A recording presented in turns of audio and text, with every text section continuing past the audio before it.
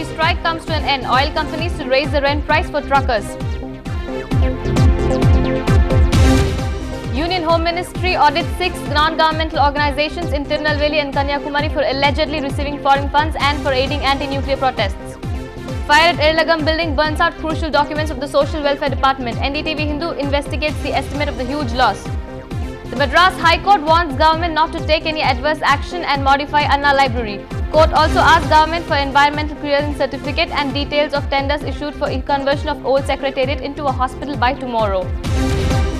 Tamil Nadu announces filling up of over 800 medical vacancies in government hospitals. Also offers special allowance of Rs 500 to nurses in primary healthcare centers.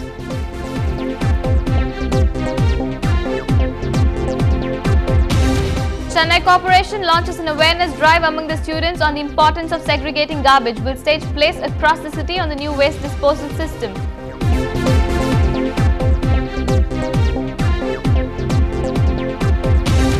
Tamil Nadu on the back foot on day 1 of the Ranji Trophy finals. Rajasthan openers end the day on 221 without even losing a wicket.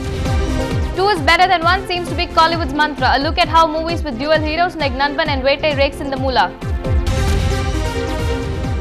Hello and welcome to Headlines Now. I'm Deepthi and let's take a look at the national headlines. Indian survivors on the cruise ship which sank off the coast of Italy are back home. The captain of the ship is placed in house arrest. A confident Yusuf Raza Gilani drives to the Pakistan Supreme Court where he faced contempt charges and some tough questions. After 9 months behind bars, Suresh Kalmari gets bailed in a Commonwealth Games corruption case. The Modi government moves the Supreme Court against the Gujarat High Court's verdict on the appointment of the Lokayukta. Opera's bodyguards get into a scuffle with photographers in Mathura after they get too close to the American talk show queen.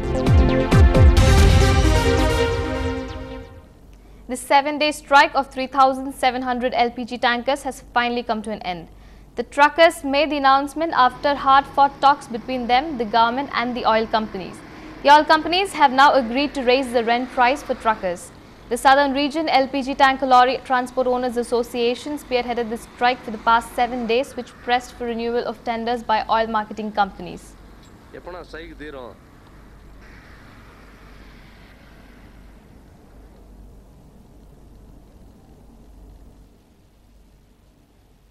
LPG tanker lorry உரிமையாளர்கள் தங்களது லாரிகளுக்கான வாடகையை உயர்த்தி தரணும், 585 லாரிகளை ஒப்பந்தத்தில் சேர்த்துக்கணும் உள்ளிட்ட கோரிக்கைகளை வலியுறுத்தி கடந்த 12ஆம் தேதி நிறைவு முதல் இன்று வரை காலவரையற்ற வேலைநிறுத்தத்தில் ஈடுபட்டிருந்தாங்க.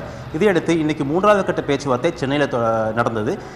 சரியாக 3:30 மணி அளவில் சென்னை எழிலகத்தில் இந்த பேச்சுவார்த்தை நடந்தது. இந்த பேச்சுவார்த்தையில் அரசு சார்பாக சிவில் சப்ளைஸ் அதிகாரிகளும், எண்ணெய் நிறுவனங்கள் சார்பாக Indian oil corporation, BPCL, HP போன்ற ஆயில் நிறுவனங்களை சேர்ந்த அதிகாரிகளும் கலந்துக்கிட்டாங்க.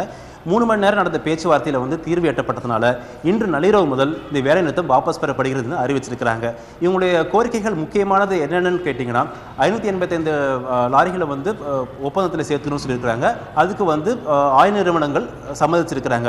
585 லாரிகளில் எந்தெந்த லாரிகள் தகுதியாக இருக்குதோ அதை சேர்த்துக்கணும்னு சொல்லியிருக்கிறாங்க. மேலும் இவங்களுடைய வாடகை பிரச்சனையை பற்றி ஆலோசிக்கிறதுக்கு பிப்ரவரி மாதம் 15லிருந்து 28ஆம் தேதிக்குள் ஒரு கூட்டம் கூட்டி உங்களுடைய வாடகை பிரச்சனையை தீர்த்து வைப்பதாக தெரிவிச்சிருக்கிறாங்க. The Union Home Ministry has begun an audit of foreign funds received by 6 non-governmental organizations. These were all linked to the anti-Kudankulam nuclear plant movement protesters. The NGO that has come under scrutiny include that of Thuthukudi Multi-Purpose Social Service Society, Peel run by Y. David at Madurai and Good Vision at Kanyakumari district. Incidentally, David along with female convener SP Uday Kumar had played a decisive role in mobilizing local people against the Kudamkulam project in the early 90s. Uday Kumar has vehemently protested against the centre's decision to audit the funds. மக்கள் கேட்கின்ற விஞ்ஞானபூர்வமான கேள்விகளுக்கு பதில் சொல்லாமல் வெளிநாடுகளிலிருந்து பணம் வருகிறது என்ற ஒரு தவறான பொய்யான குற்றச்சாட்டை சொல்லி கிறிஸ்தவ நிறுவனங்கள் மீது தாக்குதல் தொடுத்திருக்கிறது மத்திய அரசாங்கமும் அணுசக்தி துறையும். ஏன் ஒரு குறிப்பிட்ட இனத்தினுடைய ஒரு குறிப்பிட்ட மதத்தினுடைய தொண்டு நிறுவனங்களை மட்டும் அரசாங்கம் சந்தேகிக்கிறது என்பதற்கு விளக்கம் சொல்ல வேண்டும். இதை இந்த மக்கள் எழுச்சி போராட்டத்தை ஒரு மதச்சாயம் பூசி மக்கள் மத்தியிலே பிரிவினைகளையும் பிளவுகளையும் உண்டு பண்ணுவதற்காக மத்திய அரசு காங்கிரஸ் கட்சி செய்கின்ற ஒரு திட்டமிட்ட சதி செயல். இதை நாங்கள் வன்மையாக கண்டிக்கிறோம். The Tamil Nadu Public Works and Fire Service departments today inspected the building where important government files were destroyed due to a fire mishap. It also claimed the death of a fire personnel. They are to send a detailed report to the state government on when to demolish the building. Tamil Nadu state government will now decide after going through the report that when the building is to be demolished. Staff have told that they weren't let inside the building after the fire.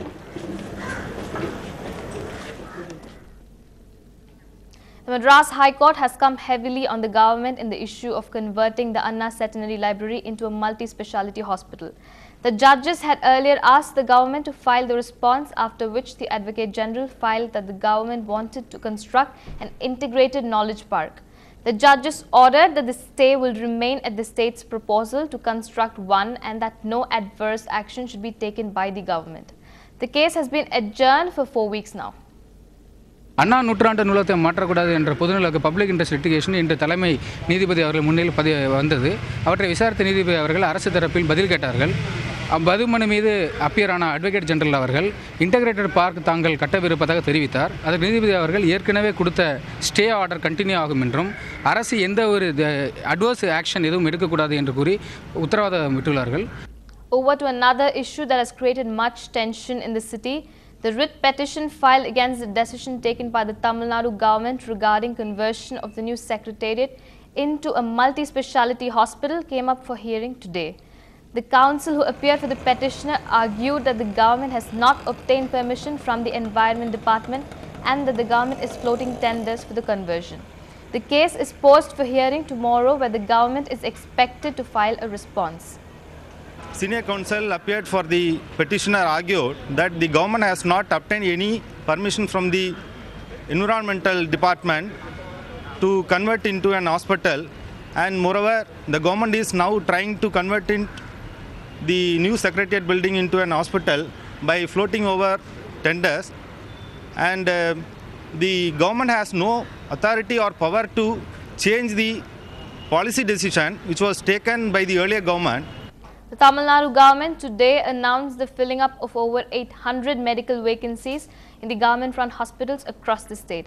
It hiked the pay of nurses employed in primary centers of healthcare.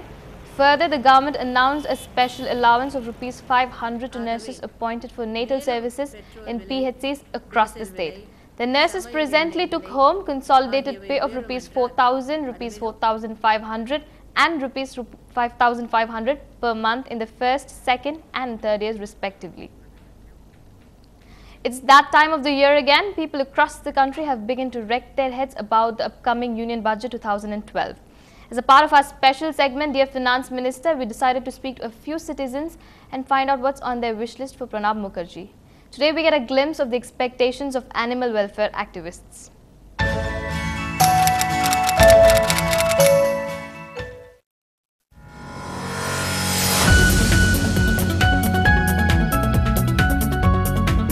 India is a country that is a pioneer in preaching animal love and ahimsa to the whole world. While there is a general dissatisfaction over the funds allocated for animal welfare activities in India, this is what a veteran animal welfare activist, Chinni Krishnan, has to appeal to his dear Finance Minister. Dear Finance Minister, I am talking to you on behalf of the animal welfare community in India. We have been allotted through the Animal Welfare Board a total of about 120 crores for the present 5-year term. We have requested that this be increased to 300 crores, which is still a very meager amount, considering the amount of animals that we are trying to protect and the amount of awareness raising that still requires to be done in this country. We are very short of funds for a lot of vital activities, one of which is really the enforcement of the Prevention of Cruelty to Animals Act, and even the rectification and modification that need to be made to this act, which is now currently under progress. We would be most grateful if you could consider and pass the 300 crores that have been asked for, so that we can help the 1,600 organizations that we fund each year. The present allocation to them through the Animal Welfare Board is just a meager token of appreciation for the wonderful work being done by them. We as a country care for animals. In fact, we worship animals. If that is our ideology, the government of India has to allocate more funds for animal welfare activities. This is what the animal welfare activists of India opine. With camera person Raja Singh, this is Hariharan for Ndtv-Hindu.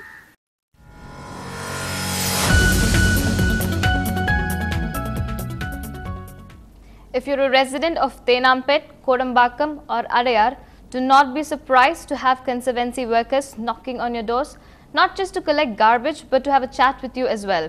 Ramki Enviro has launched a special drive to spread awareness on waste segregation, and their targets are students. That aim is to teach on the importance of segregating garbage. The Conservancy Agency will also stage plays across the city on the new waste disposal system. Our reporter Hariharan gets a lowdown on all the activities. The new company Ramki, which is assigned to clean up the Chennai city, has now roped in the student power. Around 100 students from various city colleges in Chennai are assigned to create an awareness drive. Their role is to stage plays and act dramas before the people and to educate them about the new waste collection system. The waste collectors will go house to house and collect the waste. And now the Chennai city dwellers have an additional role. They have to separate the degradable and biodegradable waste, separate the organic and inorganic waste and give to the waste collectors. It has always been a hackneyed sight to see a dirty Chennai. Will this change? The Ramki's role is well begun. Will this get a compliment well done? With camera person Raja Singh, this is Hariharan for Ndtv-Hindu. We have a short break now. Stay tuned.